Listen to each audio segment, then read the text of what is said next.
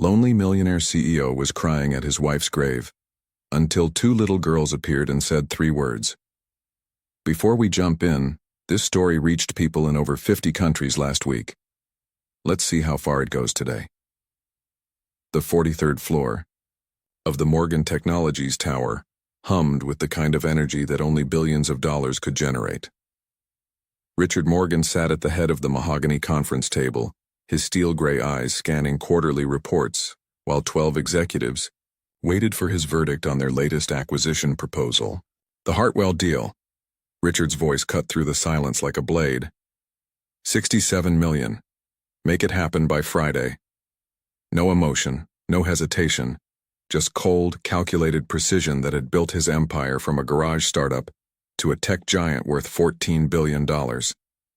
At 45, Richard Morgan was the kind of man who made Fortune 500 CEOs lose sleep, who could shift entire markets with a single decision. But it wasn't always this way. The memory hit him unexpectedly, as they often did. Catherine, laughing, in their tiny first apartment, flower in her auburn hair as she attempted to bake his birthday cake. "You know, Richard," she had said, those green eyes sparkling with mischief, "success isn't measured by the size of your bank account. It's measured by how many hearts you touch along the way." He had kissed the flower from her nose and promised he'd never forget that. That was 18 years ago, when love felt infinite and the future stretched before them like an endless summer day. "Sir?" Marcus Webb, his CFO, was staring at him expectantly. "The Henderson merger?" Richard blinked back to the present, his expression hardening again. "Approved. Next item." The meeting continued for another hour, each decision worth millions, each choice affecting thousands of lives. Richard navigated it all with the emotional investment of a chess master moving pieces across a board. When the executives finally filed out, he was alone again in his glass-walled office, 53 floors above the bustling streets of downtown Chicago. His phone buzzed. Personal line. Only 3 people had that number, and 2 of them were, "Mr. Morgan?" The voice was unfamiliar, hesitant. "This is Dr. Elizabeth Hayes from Chicago General Hospital. I need to speak with you about your wife, Catherine Morgan." Time stopped. The city below seemed to freeze. The hum of the building faded to silence. Richard's hand gripped the phone so tightly his knuckles went white. "There's been an accident, sir. A collision on Lakeshore Drive. Your wife was rushed into emergency surgery, but..." The doctor's voice grew gentle, careful. "I'm sorry, Mr. Morgan, we did everything we could." The phone slipped from Richard's hand, clattering onto the marble floor. Through the floor-to-ceiling windows, Chicago continued its relentless pace. Cars moving like blood cells through arterial streets. People hurrying with their urgent small purposes. But in that office, in that moment, Richard Morgan's world simply stopped. Catherine was gone. The woman who had grounded him when success threatened to consume his soul. The photographer who saw beauty in broken things and convinced him that vulnerability was strength, not weakness. The only person who could make him laugh until his sides ached and cry at old movies without shame. Gone. When his assistant knocked on the door an hour later, she found Richard standing at the window, staring out at nothing. His face was a mask of marble, showing nothing of the hurricane destroying everything inside him. "Sir? The board meeting?" "Reschedule," he said quietly. "I need to go to the hospital." What happened next would become legend in the corporate world. Richard Morgan, the man who had never missed a day of work in 15 years, who had closed deals from his hospital bed with pneumonia, who had taken business calls during his own father's funeral, that man disappeared for exactly 24 hours. He returned the day after Catherine's funeral, wearing the same gray suit, carrying the same leather briefcase, walking with the same purposeful stride. But something fundamental had changed.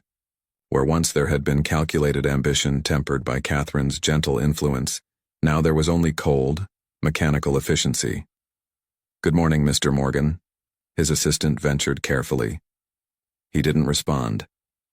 He simply walked into his office, closed the door, and began the process of burying his grief beneath an avalanche of work and success.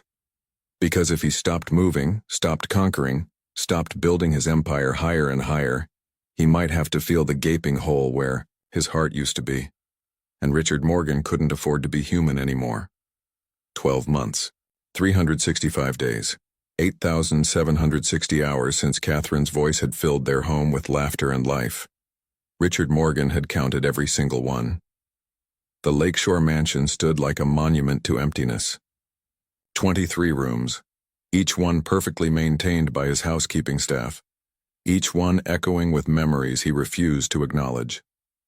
The grand piano Catherine had played on Sunday mornings sat silent, its ebony surface reflecting nothing but dust motes dancing in filtered sunlight. "Mr. Morgan, your dinner is ready," Maria, his housekeeper, announced softly from the doorway of his study. He didn't look up from his laptop. "Leave it on the counter." It was the same conversation they'd had every night for a year. Maria would prepare meals that Richard would barely touch, focusing instead on quarterly projections and acquisition reports, until exhaustion finally dragged him to bed at 2 in the morning. The business world whispered about his transformation. The Richard Morgan of today made his previous reputation look gentle. He'd shuttered 3 companies, displaced thousands of workers, and accumulated another $2 billion in assets with the emotional detachment of a predator. Board meetings ended with executives leaving pale-faced and shaken, but success felt like ash in his mouth. March 15th. The anniversary arrived like a physical blow.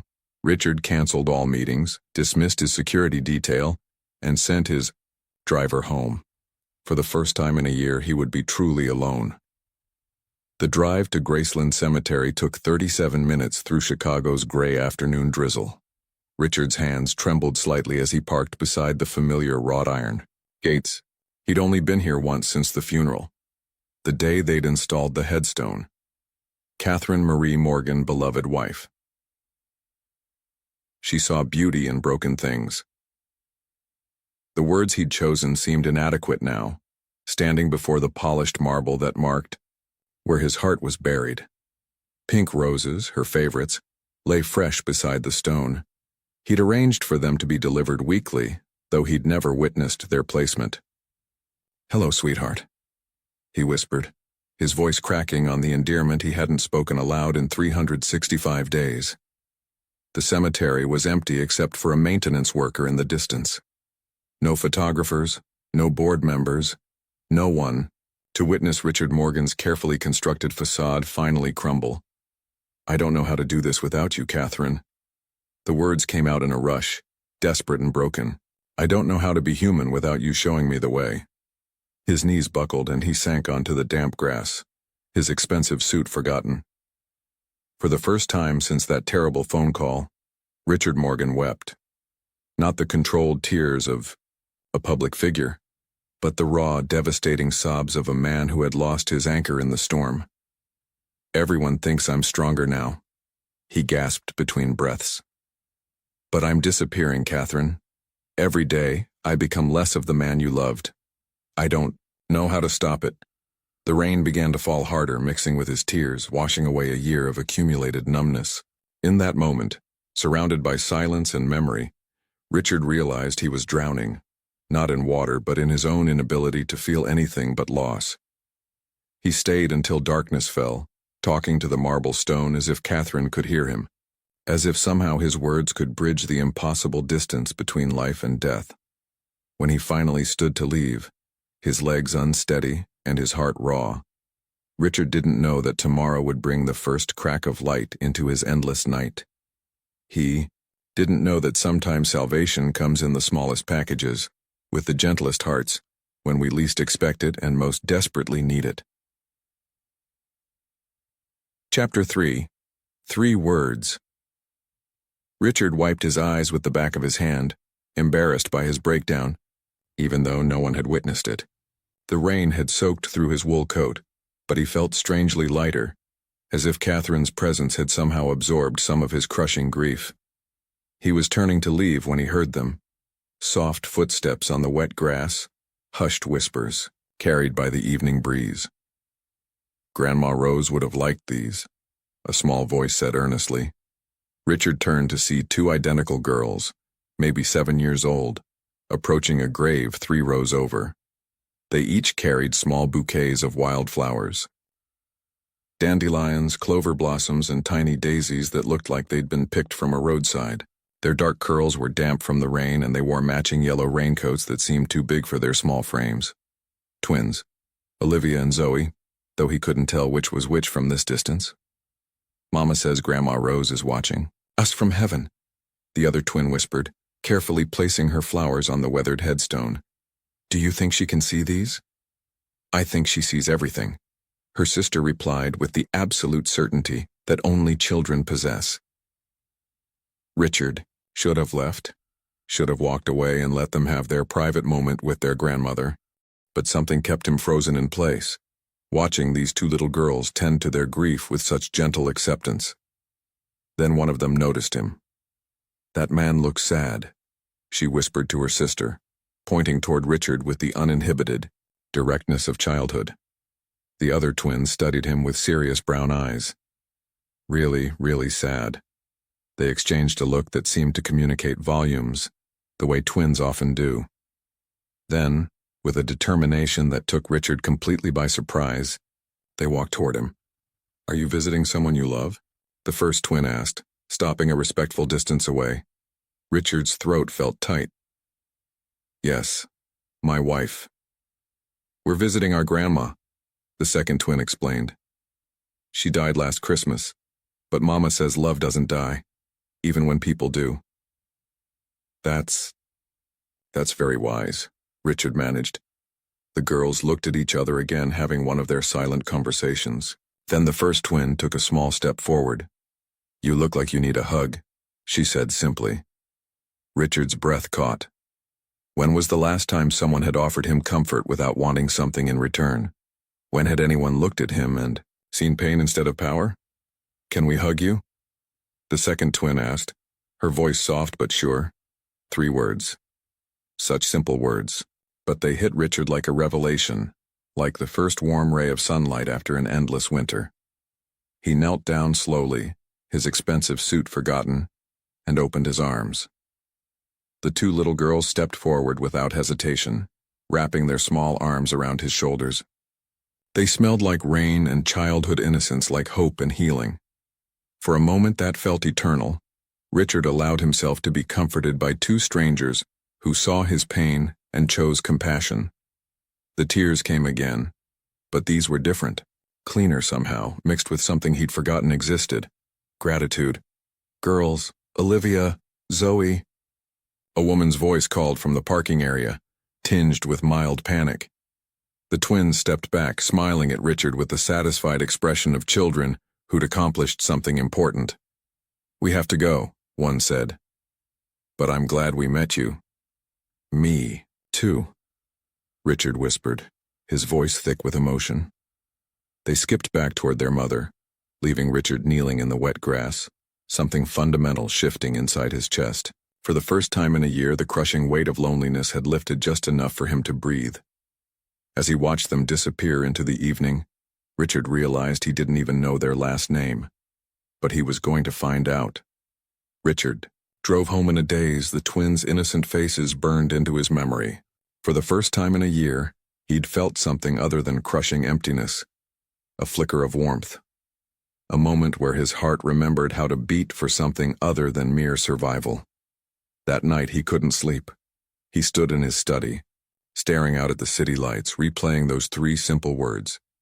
Can we hug you? When had anyone asked permission to show him kindness? When had anyone looked past his wealth and power to see just a broken man who needed comfort? By morning, Richard had made a decision that would have shocked his board of directors. He was going to find those girls. Mr. Morgan, his personal assistant, Jennifer, looked surprised when he called her into his office at 7 a.m. How can I help you? I need you to contact our security firm. Discreetly, I'm looking for 2 girls, twins about 7 years old. They were at Graceland Cemetery yesterday evening around 6 p.m., visiting someone named Rose. Jennifer's eyebrows rose slightly, but she'd worked for Richard long enough to know not to ask questions. Any other details? Dark curls, yellow raincoats. They had a mother waiting in the parking area. Richard paused, feeling oddly vulnerable. This is personal, Jennifer. Complete confidentiality. Within 48 hours, his investigators had their answer. Olivia and Zoe Wilson, age 7, students at Lincoln Elementary. Their mother was Sarah Wilson, 29, a music teacher at the same school. The girl's father, David Wilson, had been killed in Afghanistan 4 years ago. They lived in a modest duplex on Maple Street, barely making ends meet on a teacher's salary. Sarah Wilson. Richard found himself studying the photograph his investigators had provided. She had the same gentle eyes as her daughters, the same dark curls. But there was something else, a quiet strength that reminded him somehow of Catherine, though they looked nothing alike. The report painted a picture of a woman struggling with grace. Sarah taught music to elementary students while taking on private piano lessons in the evenings to make ends meet. She volunteered at the community center, organized fundraisers for military families, and somehow managed to raise 2 daughters who had the compassion to comfort a stranger in a cemetery. Richard found himself driving past Lincoln Elementary, during lunch breaks parking across the street where he could watch the playground. He felt like a stalker, but he couldn't help himself. There was something about that family, something about the peace he'd felt in that brief moment, that he desperately needed to understand. On Thursday afternoon, he saw them. The twins were playing on the swings while Sarah supervised from a bench, grading papers. Even from a distance, Richard could see her animated conversations with other children, the way she settled a dispute with gentle words, how she automatically reached out to tie a loose shoelace or wipe a scraped knee. Catherine would have been like that with children, he realized. They'd talked about having kids someday when the business was more stable, when they had more time. Someday had never come. Sir? His driver's voice startled him back to reality. Should we return to the office?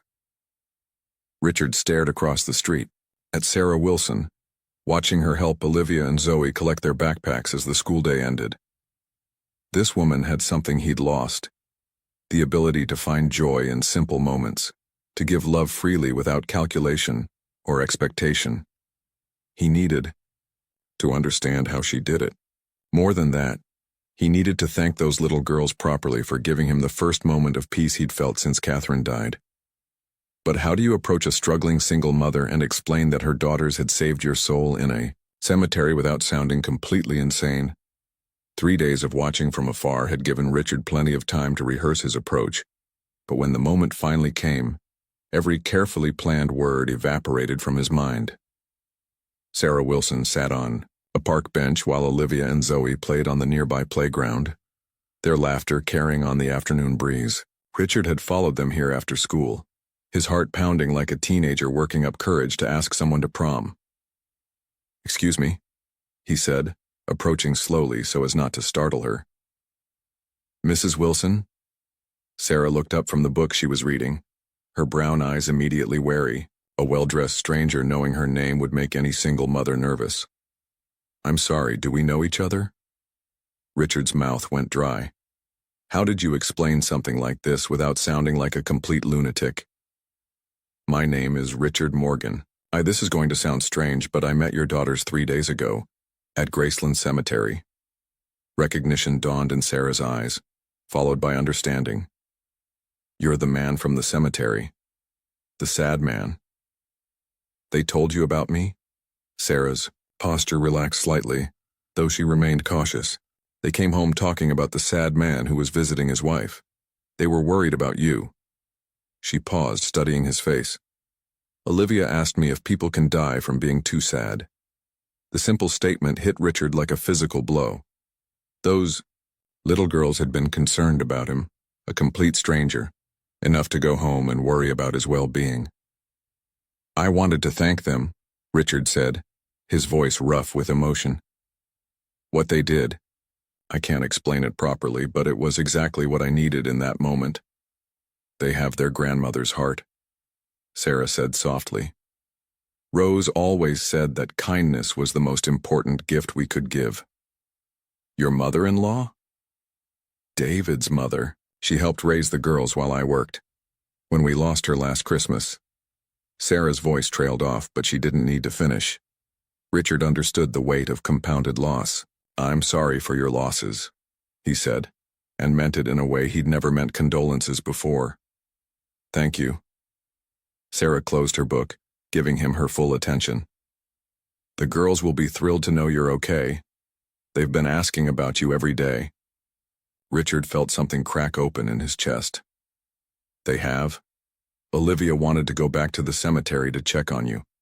I had to explain that we couldn't just show up at someone else's private moment.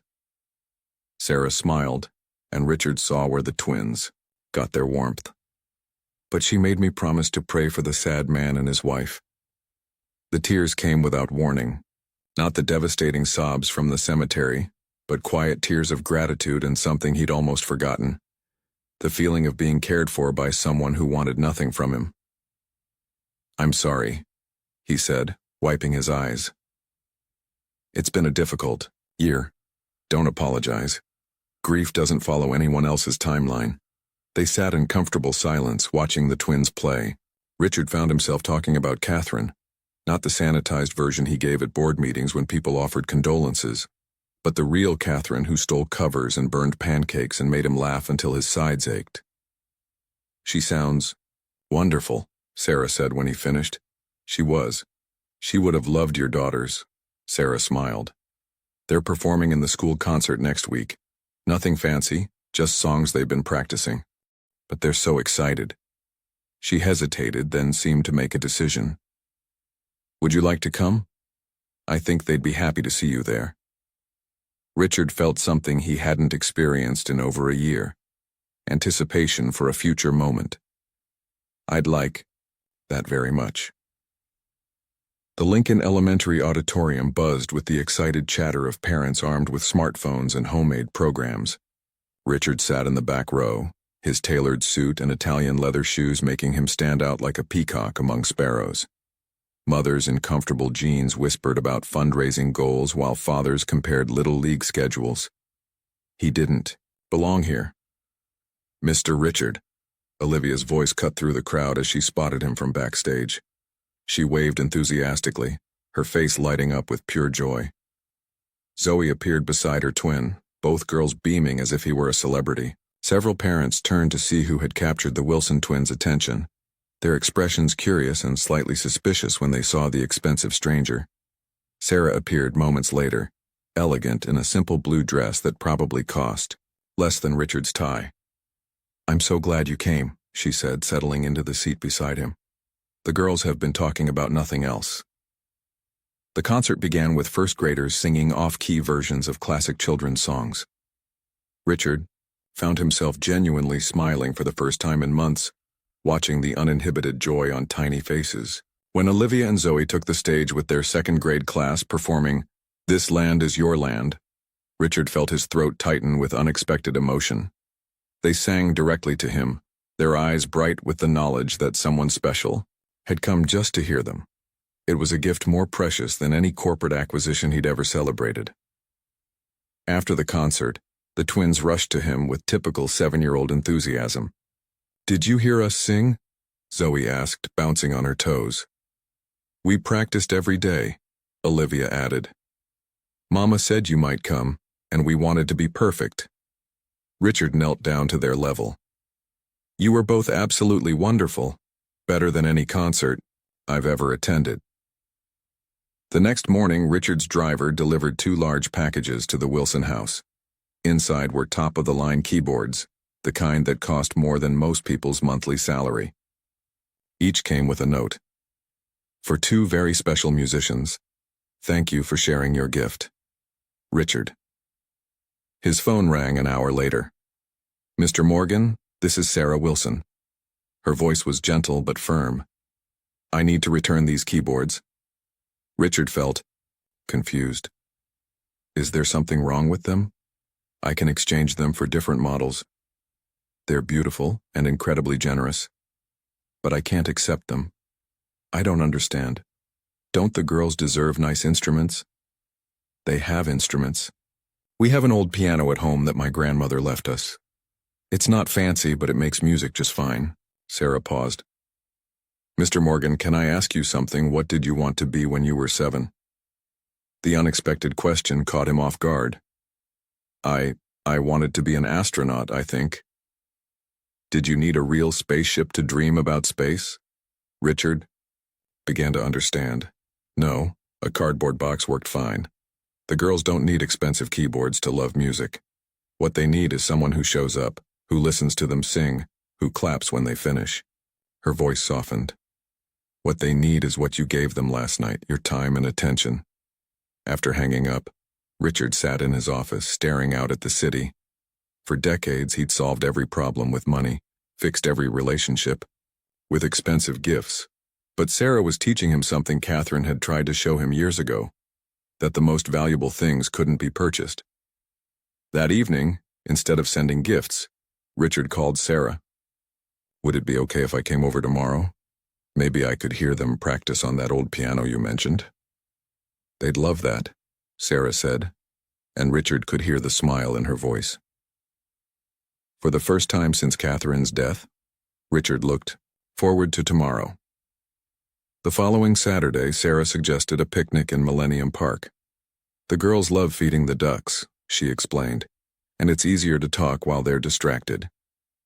Richard arrived with a simple basket from the deli near his office, sandwiches, fruit, and juice boxes. No caviar, no champagne, just normal picnic food that made Sarah smile with approval. The twins ran ahead to the pond, while Richard and Sarah spread a blanket on the grass. For a few minutes, they watched Olivia and Zoe argue over who could throw breadcrumbs farther, their giggles carrying on the spring breeze. They remind me so much of their father, Sarah said suddenly, her voice soft with memory. David had that same competitive spirit, but he never let it turn mean. He'd turn everything into a game. Richard sensed the opening she was offering. Tell me about him. Sarah was quiet for a moment, watching her daughters. We met in college. He was studying engineering. I was in the music program. He used to joke that he built things and I made them beautiful with sound. She smiled, but Richard could see the old pain behind it. He enlisted after 9/11, said he had skills the Army needed and he wanted to make a difference. How long was he deployed? 3 tours. Afghanistan. The girls were so little when he left for the last time. Olivia and Zoe were barely 3. They barely remember him now, which breaks my heart. Sarah's voice caught slightly. David was coming home in 2 weeks. We had plans, a second honeymoon, maybe trying for another baby. Then the chaplain showed up at my door. Richard felt the familiar ache of sudden loss, the way life could change in a single moment. I'm sorry, Sarah, that kind of pain. It never really goes away, does it? No, but it changes.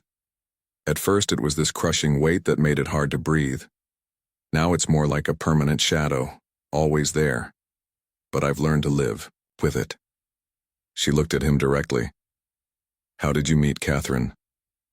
The question caught Richard off guard. He rarely talked about the early days, before the money and success complicated everything. Northwestern University. I was a computer science major, working 3 jobs to pay tuition. Catherine was studying photography. She had this old film camera that was probably worth more than my car. He smiled at the memory. I literally ran into her coming out of the library, knocked her camera bag right out of her hands. Scent film, canisters rolling everywhere. Love at first collision? Sarah teased gently. Something like that. I was mortified, scrambling around trying to collect her film, apologizing profusely. But Catherine just laughed. She said anyone that concerned about fixing a mistake was worth getting to know. Richard's voice grew warm with remembering. She was taking pictures of ordinary things. Fire hydrants, cracked sidewalks, people waiting for buses. She saw beauty everywhere. I only saw problems to be solved. Mr. Richard. Olivia came running over, Zoe close behind. Tell us more stories about when you were little. And about Catherine, Zoe added, settling cross-legged on the blanket. Was she pretty? Richard looked at these 2 little girls, so eager to hear about people they'd never met, and felt something profound shift in his chest. When had anyone been genuinely interested in his memories, not his business deals or net worth? She was the most beautiful woman I'd ever seen, he said seriously. But more than that, she made everyone around her feel beautiful too. As the afternoon wore on, Richard found himself sharing stories he hadn't told in years, while Sarah added, her own memories of David. The twins listened with rapt attention, asking questions and begging for just one more story. Watching Sarah's face as she spoke about her husband, seeing how naturally she included Richard in this intimate sharing, he realized something remarkable was happening. Their grief had created a bridge between them. Not romance, but something deeper. Understanding without explanation, acceptance without judgment. For the first time since Catherine's death, Richard didn't feel completely alone. Monday morning brought Richard back to the familiar steel and glass tower of Morgan Technologies, but everything felt different now. The 43rd floor seemed colder, the mahogany conference table more imposing, the faces around it more calculating than he remembered. The Brennan Industries acquisition, Marcus Webb announced, sliding a thick folder across the table. 67,000 employees, mostly in manufacturing. We can streamline operations, eliminate redundancies, and boost our quarterly earnings by 18%. Richard flipped through the documents, his eyes scanning numbers that would have excited him just weeks ago. Brennan Industries, a family-owned company that had weathered 3 recessions by taking care of its workers. The kind of place where employees stayed for decades, where benefits included college funds for workers' children. Projected job losses? Richard asked quietly. Marcus didn't hesitate. Approximately 45,000 positions. We'll keep the profitable divisions, sell off the rest. Clean and efficient. 45,000 people. Richard found himself thinking about Sarah, scraping by on a teacher's salary, working extra hours for piano lessons just to make rent. About families like the Wilsons who understood what it meant to struggle. The board expects your approval by Friday, Marcus continued. With your signature, we'll control 70% of the Midwest manufacturing sector. 6 months ago, Richard would have signed without a second thought. 45,000 jobs were just numbers on a spreadsheet, acceptable losses in the game of corporate dominance. But now he kept seeing faces, Olivia and Zoe asking if people could die from being too sad, Sarah explaining that kindness was the most important gift they could give. What's the timeline for implementation? Richard asked. Layoffs begin immediately, after acquisition. We'll announce it as operational restructuring to minimize negative publicity. Marcus leaned forward eagerly. Richard, this deal puts us in the stratosphere. We'll be untouchable. Richard closed the folder and pushed it back across the table. The silence stretched until it became uncomfortable. No. Marcus blinked. Excuse me? I said no. We're not proceeding with this acquisition. The conference room erupted in confused murmurs. CFO Marcus Webb stared at Richard as if he'd just announced his intention to give away the company. Richard, you can't be serious. This is a billion-dollar opportunity. To destroy 45,000 livelihoods for profit we don't actually need. Richard stood up, his decision crystallizing with each word. Find me deals that create jobs, not eliminate them. Find me opportunities that build communities, instead of destroying them. What the hell has gotten into you? Marcus's professional facade cracked. Ever since you started spending time with that teacher and her kids, you've been making decisions with your heart instead of your head. The room went dead silent. Richard felt every eye on him, waiting to see how he'd respond to such a direct challenge to his judgment. My personal life is not up for discussion, Richard said evenly. My business decisions stand on their own merit. Business decisions? Marcus laughed harshly. You're letting emotion cloud a 9-figure deal. The board won't stand for this kind of instability. The word hung in the air like a threat. Richard recognized it for what it was. Marcus positioning himself as the voice of reason against a CEO who'd lost his edge. Meeting adjourned, Richard said quietly. We'll reconvene when I have alternatives that don't require destroying lives for profit. As the executives filed out, whispering among themselves, Richard remained seated, staring out at the city below. Somewhere out there, Sarah was teaching children to love music, and twin girls were learning that kindness mattered more than power. Maybe Marcus was right. Maybe he was losing his business instincts. But for the first time in his life, Richard Morgan didn't care about being ruthless. He cared about being human. Richard found himself living in parallel universes. By day, he navigated boardrooms and billion-dollar decisions, his reputation for ruthless efficiency now questioned after the Brennan rejection. By evening, he sat at Sarah's kitchen table, helping 7-year-olds with multiplication tables. "Mr. Richard, you're doing it wrong," Olivia giggled, pointing at his attempt to explain long division. "Mrs. Peterson taught us a different way." "Show me," Richard said, genuinely interested. When had he last admitted he didn't know something? Sarah watched from the stove, stirring spaghetti sauce and smiling at his patient interaction with the eye. "Girls, dinner's almost ready. Hope you don't mind if it's nothing fancy." "Can I help?" Richard asked, standing up from the homework session. Sarah's eyebrows rose. "Do you cook?" "Well, no. But I'd like to learn." What followed was a disaster of epic proportions. Richard, who could negotiate complex mergers without breaking a sweat, nearly burned water. He added salt instead of sugar to the garlic bread, mixed up measuring spoons, and somehow managed to splatter sauce on every surface in the kitchen. "Maybe we should order pizza," Sarah suggested diplomatically after Richard's third attempt at making salad dressing. "I'm not giving up," Richard said stubbornly, his sleeves rolled up and tomato sauce in his hair.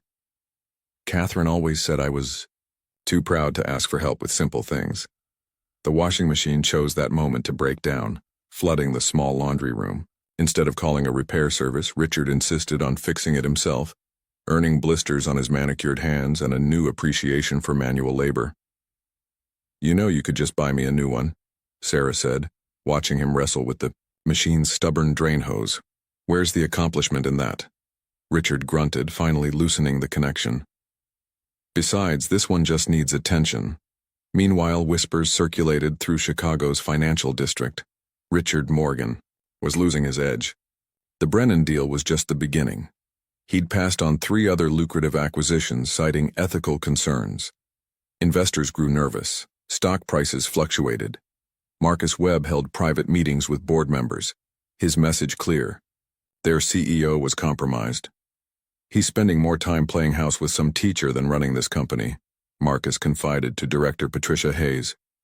"We need to consider our options before he destroys everything we've built." Richard remained oblivious to the corporate maneuvering. For the first time in decades, he looked forward to leaving the office. At Sarah's house, success wasn't measured in quarterly earnings, but in homework completed, stories read, and laughter shared over imperfect meals. "Mr. Richard," Zoe asked one evening as he tucked them into bed, "are you going to be our new daddy?" The innocent question stopped Richard cold. He looked at Sarah, who had gone very still in the doorway. That night, driving home to his empty mansion, Richard realized that somewhere between helping with homework and learning to cook, his heart had started healing. But healing meant vulnerability. And vulnerability in his world could be deadly. 3 weeks after Zoe's innocent question about becoming their new daddy, Richard made a decision that would reshape his entire legacy. "I want to establish a foundation," he announced to his startled legal team. The Catherine Foundation, focus on supporting single-parent families, scholarships, housing assistance, child care programs, and music education initiatives. His chief counsel, David Kim, looked up from his notes. "What's the initial endowment you're considering?" $200 million to start. More is needed." The room fell silent. Even for Richard Morgan, $200 million was serious money, the kind of commitment that would make headlines and raise questions about his motivations. Within a month, the Catherine Foundation was operational. Richard had purchased a converted warehouse in Lincoln Park, transforming it into a community center with music rooms, tutoring spaces, and child care facilities. The first program launched was Harmony for Families, free music lessons for children from single-parent homes.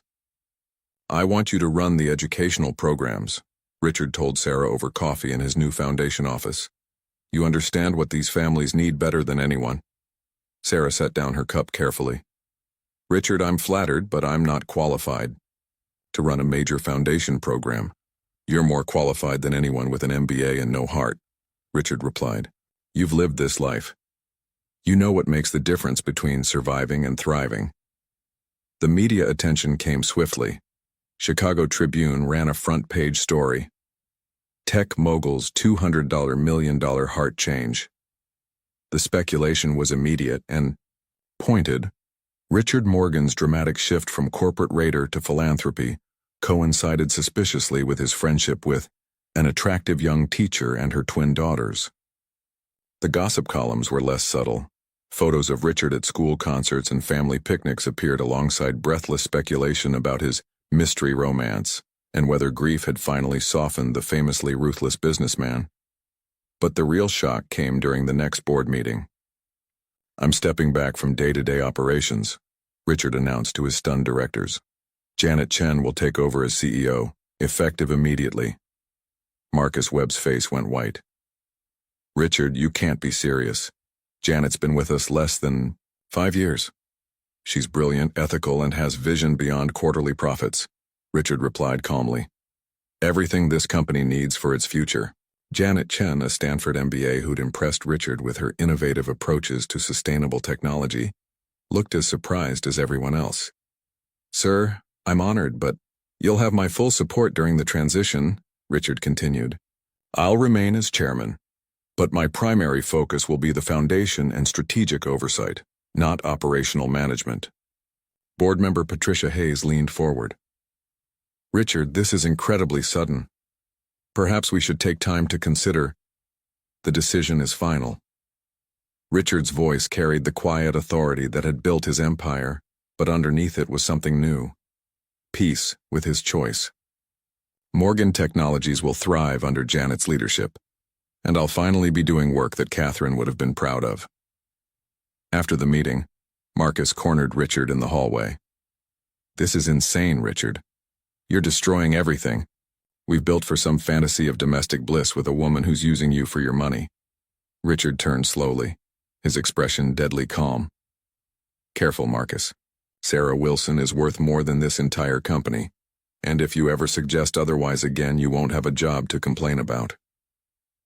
That evening, Richard sat in Sarah's living room, watching her help the twins with their piano practice. The simple domestic scene filled him with contentment he'd never found in corporate victories. His phone buzzed with urgent messages from investors, reporters, and nervous board members. But for the first time in his adult life, Richard Morgan ignored them all. He had finally found something more important than being important. Marcus Webb had been planning his move for weeks, watching Richard's transformation with growing disgust. The man who'd once been a corporate predator was now reading bedtime stories and attending school plays. It was an embarrassment to everything Morgan Technologies represented. "Gentlemen," Marcus addressed the private gathering in his penthouse office, "we have a fiduciary responsibility to our shareholders. Richard Morgan is no longer mentally competent to lead this company." The 5 board members present shifted uncomfortably. Patricia Hayes spoke first. "Marcus, those are serious accusations. Richard's philanthropic work hardly constitutes—" "It's not just philanthropy," Marcus interrupted, sliding manila folders across his mahogany table. "I've had our investigator compile this report. Richard is exhibiting classic symptoms of complicated grief disorder, leading to impaired judgment and potentially dangerous decision-making." Board member Thomas Crawford flipped through the psychological profile Marcus had commissioned. "This seems invasive. Protecting a $14 billion U company from an unstable CEO isn't invasive, it's essential," Marcus replied coldly. "Look at the facts. He's rejected 3 major acquisitions worth over $1 billion in combined profits. He's given away $200 million to a vanity project, and he's handed operational control to Janet Chen based on what? Her smile? The next morning, Chicago's financial press exploded with leaked information. The Wall Street Journal ran a devastating piece. "Morgan Technologies CEO's mental health crisis threatens company stability." Anonymous sources detailed Richard's erratic behavior and emotional instability following his wife's death. But Marcus wasn't finished. By afternoon, gossip websites picked up a more salacious angle. Billionaire's midlife crisis, tech moguls, Inappropriate relationship with young teacher raises questions. The stories painted Sarah as a gold digger manipulating a grieving widower, complete with carefully cropped photos that made innocent family moments look suspicious.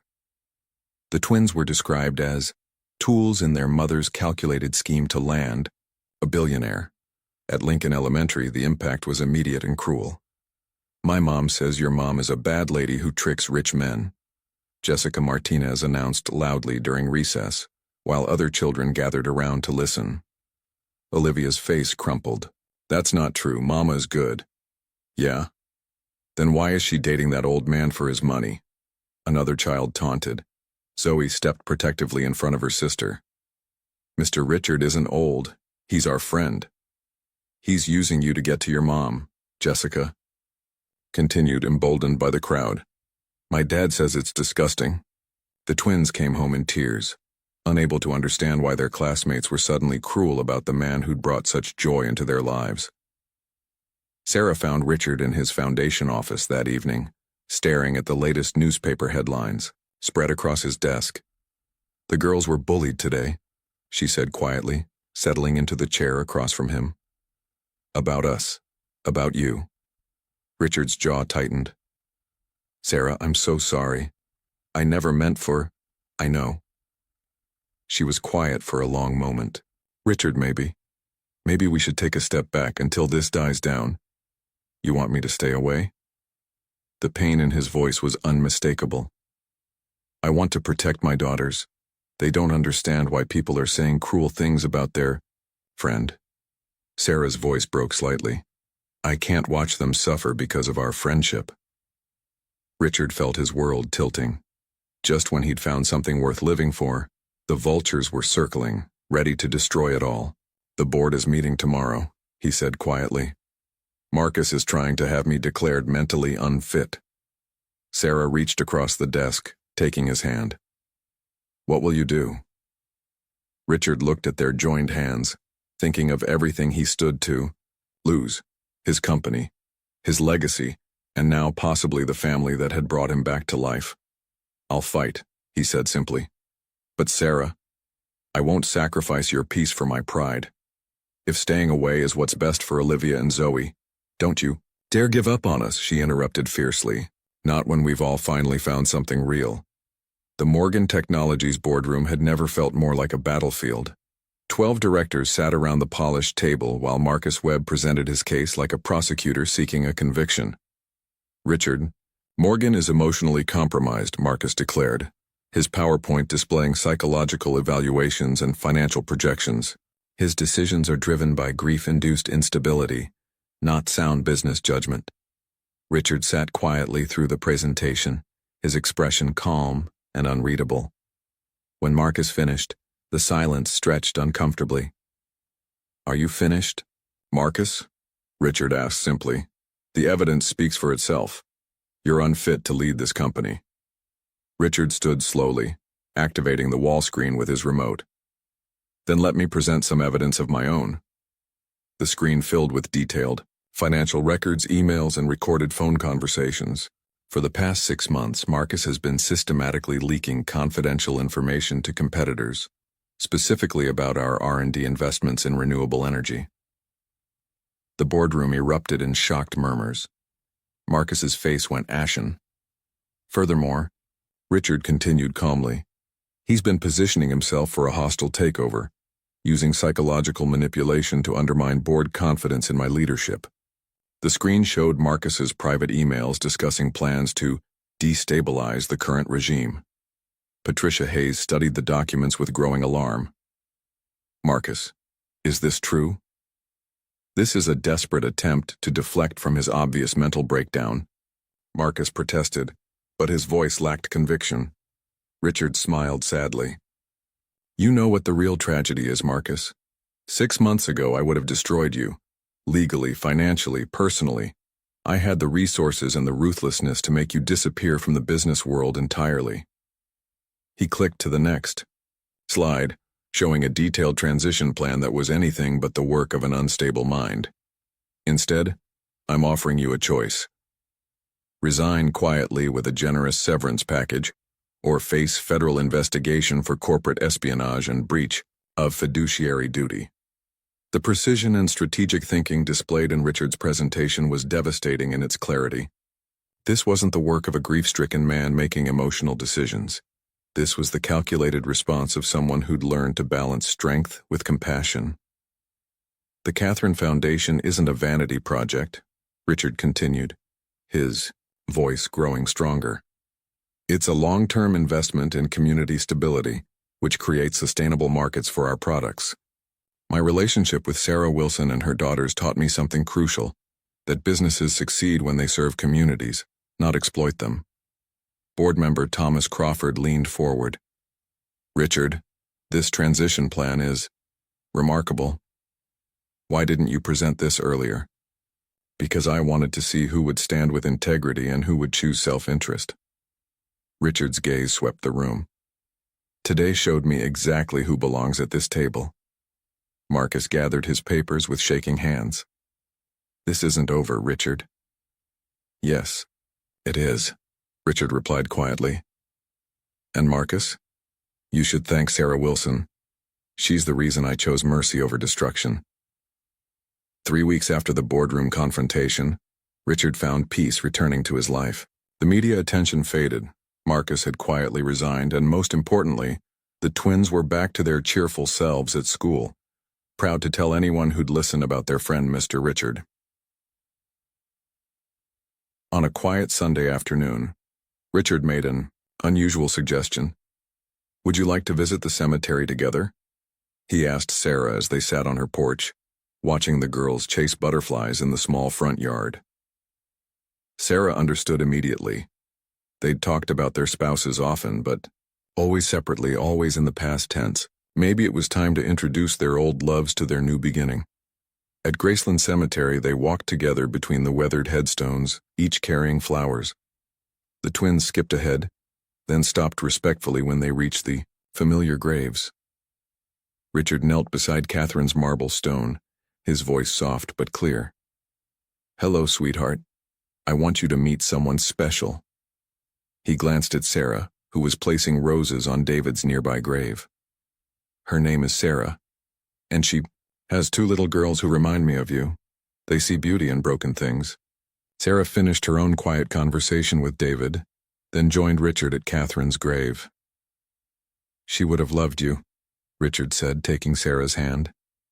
And David would have approved of you, Sarah replied. He always said a good man makes everyone around him better. Olivia and Zoe approached quietly, having been coached for this moment. Mr. Richard, Olivia whispered, do you want to ask Mama the special question now? Richard smiled, pulling a small velvet box from his pocket. Inside wasn't a diamond ring, but a delicate silver pendant on a fine chain, a small heart engraved, with musical notes. This was Catherine's, Richard said, his voice thick with emotion. She always said it should go to the next great love story. He looked into Sarah's eyes. Sarah Wilson, you and your daughters brought me back to life when I thought I was finished living. Will you marry me? Sarah's tears came freely as she nodded, unable to speak. We helped, Zoe announced proudly. We picked out the flowers and everything. And we asked Grandma Rose and Catherine if it was okay, Olivia added seriously. In our prayers, we think they said yes. As Richard fastened the pendant around Sarah's neck, he felt Catherine's presence like a gentle breeze, not saying goodbye, but giving her blessing for the love that would honor her memory by embracing life again. Standing in that place where grief had once nearly destroyed him, surrounded by the family that had saved him, Richard Morgan finally understood what Catherine had tried to teach him all those years ago. Love multiplies when shared. It doesn't diminish the past, it enriches the future. The twins hugged them both, chattering excitedly about wedding plans and whether they could have 2 fathers now. One watching from heaven, and one here to read bedtime stories. The community, garden behind Lincoln Elementary, had been transformed into something magical. What started as Sarah's suggestion for a simple ceremony had blossomed into a celebration that perfectly captured their blended worlds. White chairs formed a semicircle, around the small gazebo that Richard's foundation had built for the school. Sunflowers and wildflowers, the twins' choice, decorated every surface, their bright faces turning toward the late afternoon sun like nature's own congregation. The guest list told the story of Richard's transformation. Janet Chen, now confidently leading Morgan Technologies, sat beside Patricia Hayes and other board members. But surrounding them were Sarah's fellow teachers, families from the foundation programs, and dozens of children who knew Richard not as a billionaire, but as the man who helped with homework and attended every school concert. Nervous? David, Kim, Richard's attorney and now best man, asked as they stood near the gazebo. Terrified, Richard admitted, adjusting his simple navy suit. No $1,000 tailoring today. But not about marrying Sarah, about whether I deserve this much happiness. The music began, not wedding bells or classical pieces, but Sarah's, students from Lincoln Elementary playing Here Comes the Sun on recorders and violins. It was perfectly imperfect, like everything Richard had learned to love about his new life. Olivia and Zoe appeared first, wearing matching yellow dresses and carrying baskets of rose petals. They took their role as flower girls seriously, creating elaborate patterns as they scattered their blooms with artistic precision. Then Sarah appeared and Richard's breath caught. She wore her grandmother's simple wedding dress, altered to fit her perfectly, with Catherine's pendant gleaming at her throat. In her hands she carried 2 bouquets, one of white roses for herself, and a smaller one of pink roses that she would place on Catherine's grave later. The ceremony was officiated by Father Michael from the local Catholic church, who had known Sarah since childhood. His words were simple but profound, speaking of love that honors the past while embracing the future. Richard, Father Michael said, do you take Sarah to be your wife, promising to love her daughters as your own, and to honor the memory of Catherine by building a family filled with joy and purpose? I do, Richard said, his voice steady and sure. Sarah, do you take Richard as your husband, trusting him with your heart and your daughter's future, and honoring David's memory by choosing love over fear? I do, Sarah whispered, tears streaming down her cheeks. When they were pronounced husband and wife, the crowd erupted in cheers. But the moment that would be remembered forever came next. Olivia grabbed the microphone from Father Michael with the confidence only a 7-year-old possessed. Excuse me, everyone, she announced loudly. Me and Zoe want to say something important. Zoe rushed to join her sister, both girls beaming at the assembled crowd. We have 2 daddies now, Olivia declared proudly. Daddy David is in heaven, watching over us, and Daddy Richard is here to take care of us every day. That means we're extra loved, Zoe added, causing half the crowd to reach for tissues. The reception that followed was unlike any wedding Richard had ever attended. Children ran between tables while adults shared stories and laughter. Richard found himself in animated conversation with Mrs. Patterson, the twins' 2nd-grade teacher, about the importance of arts funding in elementary education. You know, Sarah said, slipping her hand into his as they watched the controlled chaos around them. Catherine would have loved this. She would have stolen your camera and spent the whole time taking pictures. Richard agreed, remembering his wife's habit of documenting every important moment. And David would have organized an impromptu football game in the parking lot. Sarah laughed. As the evening wound down and guests began to leave, Richard stood with his new family, watching the sunset paint the sky in shades of gold and pink. The twins had finally exhausted themselves and were sleeping in chairs, still wearing their flower girl dresses. So what now, Mr. Morgan? Sarah asked, using his formal name teasingly. Now we go home, Richard said simply. All of us. Together. For the first time in 2 years, the word home meant more than just an address. It meant a place where love lived, where laughter echoed in the halls, and where broken hearts learned to beat again. 1 year later, the Morgan family had settled into rhythms that would have seemed impossible to Richard just 3 years earlier. Saturday mornings meant pancakes that he'd finally learned to make without burning, followed by piano practice where his clumsy attempts at duets with the twins filled their home with laughter and music. The house on Lakeshore Drive had been transformed. Catherine's photographs still graced the walls, but now they shared space with Sarah's artwork and the twins' school projects. The grand piano that had sat silent for so long now anchored a living room where homework sessions competed with impromptu dance parties. Are you ready? Sarah asked, finding Richard in his study where he was reviewing foundation proposals instead of corporate reports. Today marked 2 years since Catherine's death, and they had established a new tradition, visiting both graves together as a family, honoring the love that had brought them to this moment. At Graceland Cemetery, 9-year-old Olivia and Zoe carried bouquets they'd picked from their own garden, a mix of wildflowers and Catherine's beloved pink roses that Sarah had learned to grow. They moved with the solemn dignity of children who understood that some moments required reverence. "Hello, Catherine," Richard said softly, kneeling beside the familiar marble stone. "I brought the girls to meet you properly. They wanted to thank you for sharing me." Olivia placed her flowers carefully beside the headstone. "We take good care of him, Catherine. We make sure he eats vegetables and doesn't work too late. And we're teaching him to braid hair," Zoe added seriously. "But he's not very good at it yet."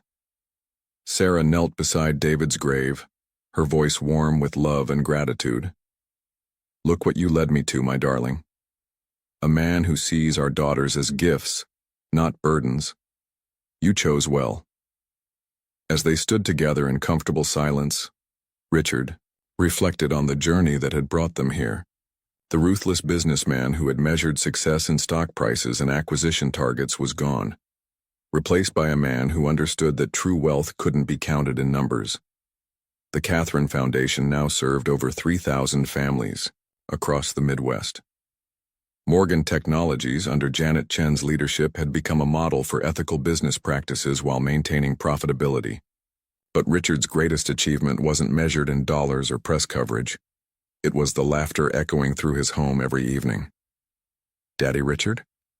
Olivia tugged at his sleeve, using the name that still made his heart soar every time he heard it. "Look over there." Across the cemetery, a man in his 60s sat alone beside a fresh grave, his shoulders shaking with quiet sobs. His expensive suit and the luxury car in the parking lot suggested wealth, but his posture spoke of profound loss.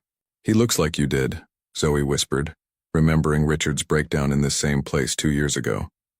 Sarah squeezed Richard's hand. "What do you think, girls?" The twins exchanged one of their silent conversations, then looked up at their parents with determination that reminded Richard of their grandmother Rose's stories about kindness being the most important gift. "Can we go talk to him?" Olivia asked. "We know the magic words," Zoe added confidently. Richard's throat tightened as he watched his daughters approach the grieving stranger with the same fearless compassion they'd shown him. He couldn't hear their conversation, but he saw the moment when the man looked up, saw 2 little girls offering comfort to someone they'd never met. "Can we hug you?" The question carried on the afternoon breeze, and Richard remembered how those 3 simple words had cracked open his frozen heart and let the light back in. The man nodded, and Richard watched as Olivia and Zoe wrapped their small arms around a stranger's shoulders, offering the same gift of unconditional compassion that had saved his life.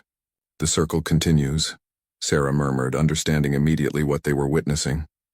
As they walked back to their car, Richard felt the profound satisfaction of a life rebuilt on foundations stronger than money or power. His daughters, for that's how he thought of them now, were carrying forward the lesson they'd learned from their grandmother Rose and refined through their own experience, that healing begins with simple human connection. "Do you think he'll be okay?" Olivia asked, looking back at the man who was no longer alone with his grief. "I think he just met 2 very special angels," Richard replied, remembering his own rescue. "And sometimes that's exactly what broken hearts need to start, beating again." Driving home through the Chicago streets, Richard Morgan understood what Catherine had tried to teach him all those years ago. Success wasn't measured by what you accumulated, but by what you gave away. Love didn't diminish when shared, it multiplied, creating ripples that touched lives you might never know about. In the rearview mirror, he could see the cemetery growing smaller, but the love they'd honored there would continue growing larger, carried forward by 2 little girls who knew that 3 simple words could change everything. "Can we hug you?"